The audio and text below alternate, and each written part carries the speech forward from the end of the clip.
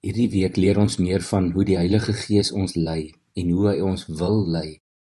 In Galasiërs 5 skryf Paulus van vers 16 af: Wat ek bedoel is dit: laat julle lewe steeds deur die Gees van God beheers word.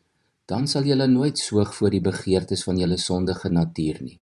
Wat ons sondige natuur begeer, is in stryd met wat die Gees wil, en wat die Gees wil, is in stryd met wat ons sondige natuur begeer. Hierdie twee staan lynreg teenoor mekaar, en daarom kan julle nie doen wat julle graag wil nie. Maar as julle deur die Gees laat lei, staan julle nie meer onder die wet nie. En dan nadat hy gepraat het oor die vrug van die Gees, skryf hy in vers 25: Ons lewe deur die Gees. Laat die Gees nou ook ons gedrag bepaal. Ons leef nou in 'n verhouding met die Here, en ons word nou letterlik van binne af gelei deur die Heilige Gees self. Daarom dat ons die Bybel moet lees en by Jesus self moet soek na sy waarheid en wysheid. En daarom dat ons baie tyd moet spandeer om te luister na die stem van die Gees. Ons moet oefen om sensitief te wees vir sy leiding. Ja, ons sal nog foute maak. Niemand is oornag geestelik volwasse nie. Solank jy aanhou leer, aanhou oefen en aanhou groei, aanhou vrug dra.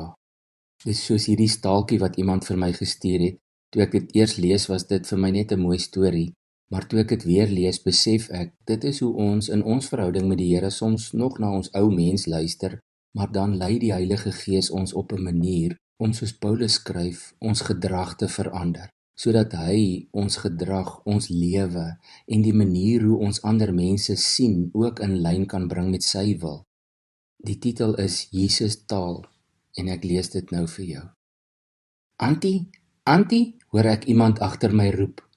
Ek stap in die stofstrate van Rehoboth, suid van Windhoek in Namibië. Ek steek vas, kyk om. 'n Klein vuil seentjie hardloop na my toe. Ek kyk die kind. Ag Vader, hoekom is die kind so verskriklik lelik, dink ek. Sjoe, iewers het hierdie resepie lelik verkeerd geloop. Hallo my kind. Hallo Antie, kan ek Antie se gitaar dra? Ek het Antie gehoor sing. Ek haal my gitaarsak van my skouer af en hak dit oor syne. Kaal gebarste voetjies, loop 'n paar tree in stilte. Hempie knoop af. Broekie se gulp stikkend aan mekaar gesit met draad. Antie? Ja my kind. Antie sing mooi. Ek was vol mossievleis.